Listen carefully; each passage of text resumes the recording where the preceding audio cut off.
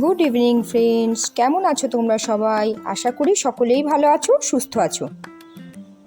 Can lifestyle ব্লগের নতুন একটি ব্লগ নিয়ে আমি হাজির হয়ে গেছি। আজকের ব্লগটা ছবি দেখেই নিশ্চয়ই কিছুটা আন্দাজ করতে পেরেছো কিসের রেসিপি হতে চলেছে।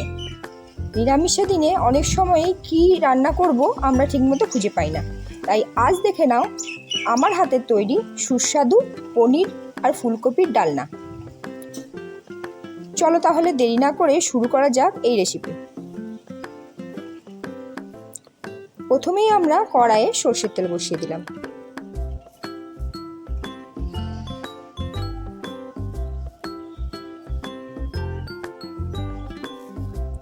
এরপর আমি পনিরটাকে নুন হলুদ দিয়ে একটু মাখিয়ে রেখেছিলাম, সেটাকে দিয়ে দিলাম।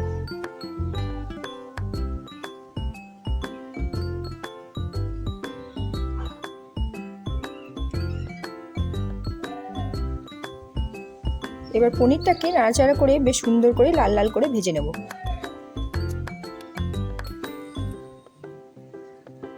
ডালনার মধ্যে পনিরটা লাল লাল করে ভাজা থাকলে খেতে কিন্তু ভালো লাগে।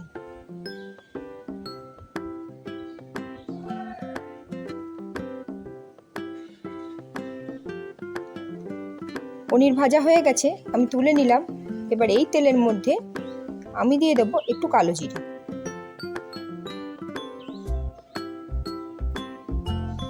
এবার এতে কেটে রাখা ফুলকপিটা দিয়ে দেব।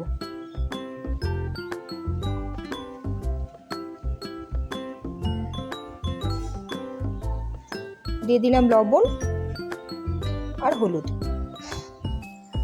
ফুলকপি ভাজার সময় গ্যাসের আঁচটা একদম যেন কমানো থাকে, যাতে ফুলকপি কালো না হয়ে যায়।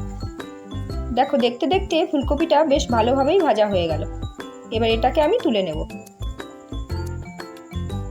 এবার ফুলকপি তুলে আমি এতে আরও একটু তেল অ্যাড করে দিলাম। এবার কেটে রাখা আলুটা আমি এর মধ্যে দিয়ে দিলাম লবণ আর হলুদ। এবার বেশ ভালো করে নাড়াচাড়া করে আলুটাকে লাল লাল করে ভেজে নেব। আমি এখানে দুটো আলু ইউজ করেছি।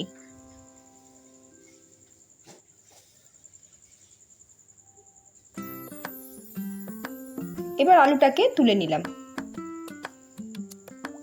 এবার এই তেলের মধ্যে আমি দিয়ে দেব অল্প একটু হিং। এবার দিয়ে দেব দুটো দারচিনি। দু টুকরো দারচিনি এখানে দিয়ে দিলে এর ফ্লেভারটা কিন্তু ভালো হবে। দিয়ে দিলাম একটা তেজপাতা। এবার এর মধ্যে আমি অ্যাড করে দিলাম 1 চামচ আদা বাটা আর হাফ চামচ কাঁচা লঙ্কা বাটা। দিয়ে দেব অল্প একটু লবণ আর হলুদ। যেহেতু আমি সবজিগুলো ভাজার সময় লবণ হলুদ ইউজ করেছি, তাই জন্য একটু বুঝে দিতে হবে। এবার এর মধ্যে দিয়ে দেব একটা টমেটো, যেটা পেস্ট করে রেখেছি।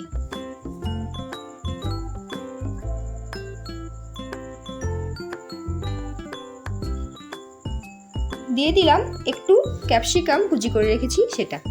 ক্যাপসিকাম আলাদা করে ভাজতে লাগে না, এটা মশলার মধ্যে দিলেই কিন্তু কিছুক্ষণ পর নরম হয়ে যাবে।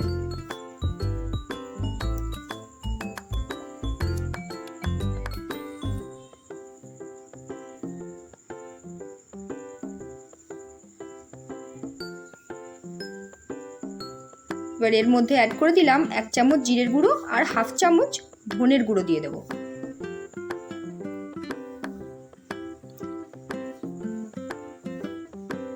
এবার এইভাবে মশলাটাকে খুব ভালোভাবে কষিয়ে নিতে হবে। দিয়ে দিলাম পরিমাণ মতো চিনি।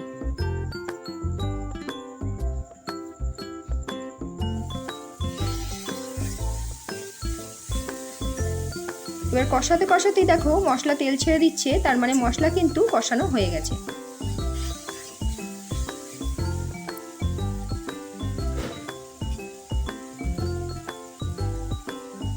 এবার মশলাটা খুব ভালোভাবে কষানো হয়ে গেলে এর মধ্যে আমি অ্যাড করে দিলাম 1 চামচ কাশ্মীরি লঙ্কার গুঁড়ো। এবার এই লঙ্কার গুঁড়োটা দেওয়ার পর আমি এর মধ্যে দিয়ে দেব অল্প একটু জল, যাতে লঙ্কার গুঁড়োটা তেলের মধ্যে পুড়ে না যায়।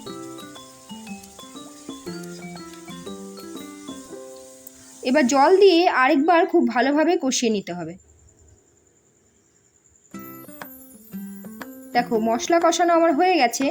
এবার এই অবস্থায় এর মধ্যে আমি ভেজে রাখা আলু আর এরপর ফুলকপি আর পনিরটা দিয়ে দিলাম।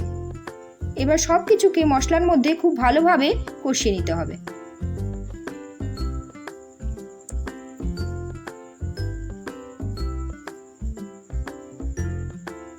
সব কিছু একসঙ্গে কষানো হয়ে গেলে এর মধ্যে আমি দিয়ে দিলাম পরিমাণ মতো জল।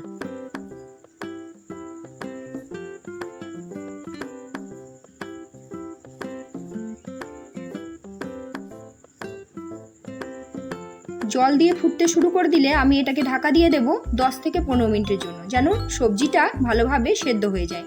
আর সবজি সেদ্ধ হয়ে গেলে পুরোপুরিভাবে গা মাখা মাখা হয়ে গেলেই রেডি হয়ে যাবে আজকে সুস্বাদু ফুলকপি পনিরের ডালনা।